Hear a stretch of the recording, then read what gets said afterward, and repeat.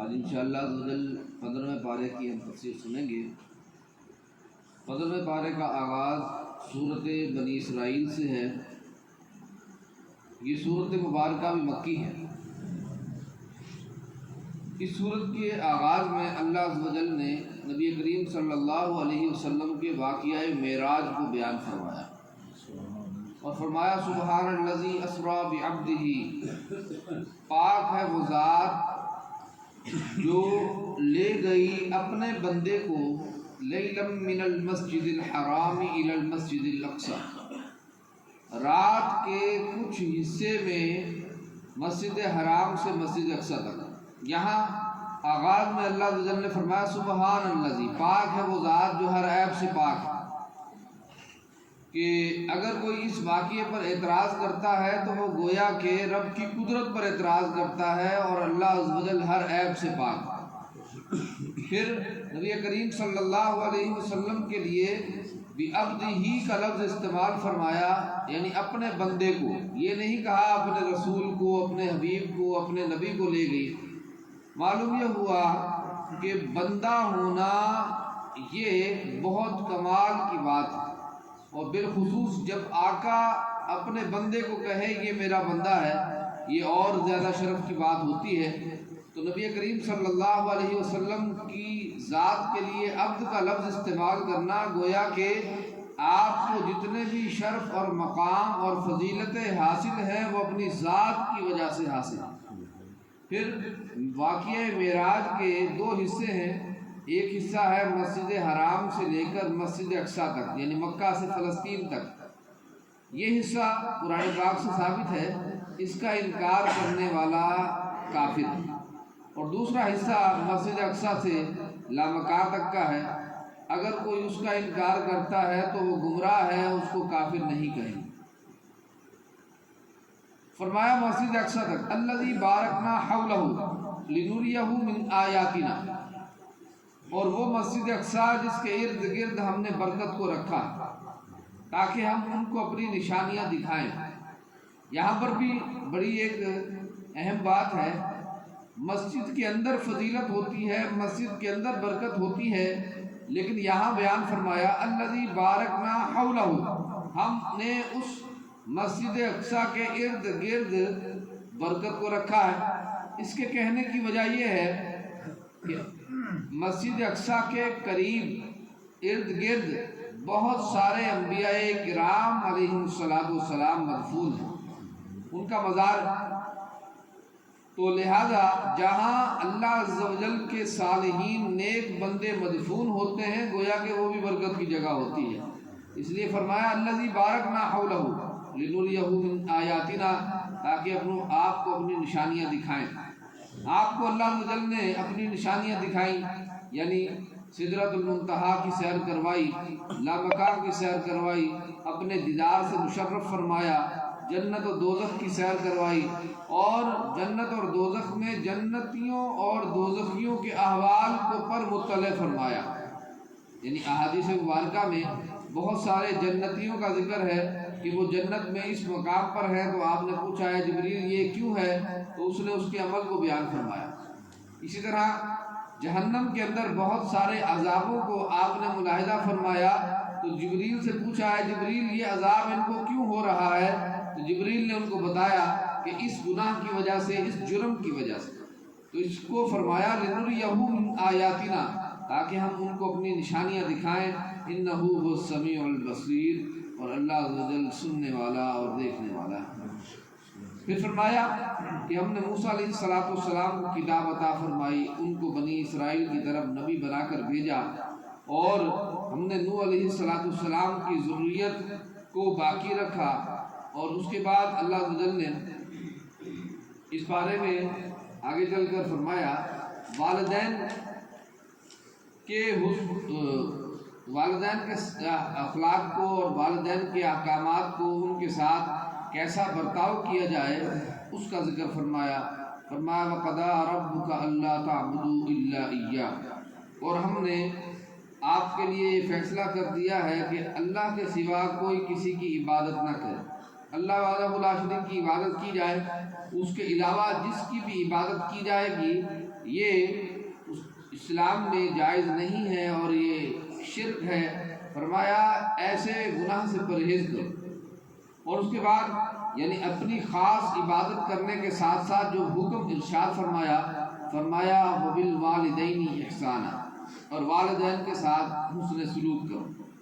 اما یبلغن عندک، اور جب وہ دونوں پہنچ جائیں تیرے پاس، یعنی تیرے زندہ ہوتے ہوئے تیرے والدین کبر یعنی بڑھاپے کو، بڑی عمر کو پہنچ جائیں، احدہما او کلاہما، دونوں یا ایک، تو زندہ ہو تیری زندگی کے اندر وہ بڑھاپے کو پہنچ جائیں، تو فرمایا فلا تقل لہما اف، ان کو اف بھی نہ کہنا۔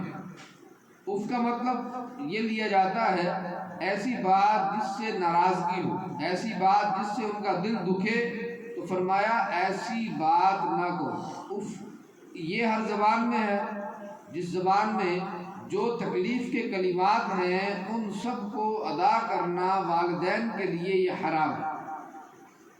ولا تنہرہما، اور ان کو جھڑکو بھی نہیں، کیونکہ بڑھاپے کے اندر بعض اوقات آدمی کی کیفیت بچوں والی ہو جاتی ہے، وہ ایک بات کو کئی دفعہ دہراتا ہے، ایک بات کو کئی دفعہ کہتا ہے، بار بار کسی بارے میں پوچھتا ہے، اس طرح کہ بچہ پوچھتا ہے بار بار یہ کیا ہے یہ کیا ہے، والدین اس کو بار بار بتاتے ہیں، بڑے لوگ اس کو بار بار بتاتے ہیں، لیکن اس پر کوئی غصہ نہیں کرتے۔ ایسے ہی فرمایا جب والدین بڑی عمر کو پہنچ جائیں اور وہ کسی بارے میں بار بار پوچھیں، کسی بات کے بارے میں بار بار سوال کریں، تو فرمایا ولا تنہرہما، ان کو جھڑکنا بھی نہیں۔ اور اب ان کے لیے دعا کس طرح کرنی؟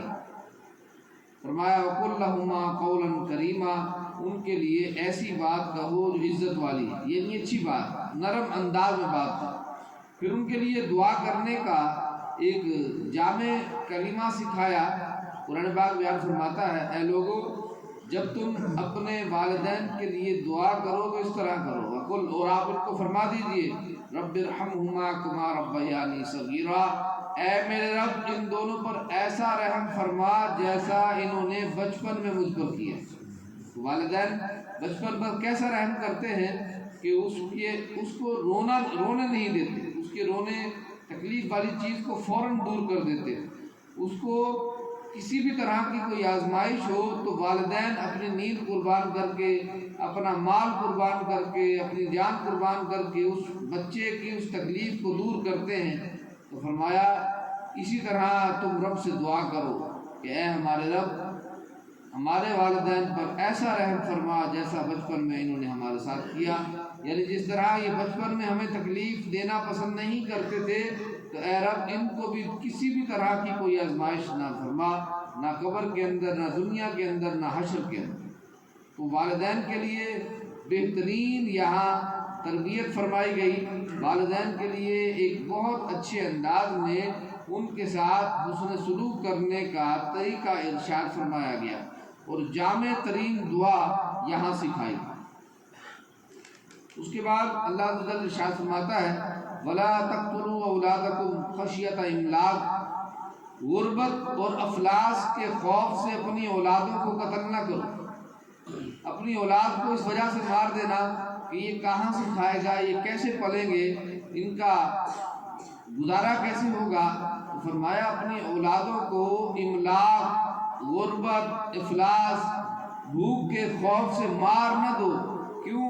کیونکہ اس وجہ سے نحن نرزقہم وإیاکم، جیسے ہم تمہیں رزق دے رہے ہیں ویسے ہی ہم اس کے بھی رازق ہیں۔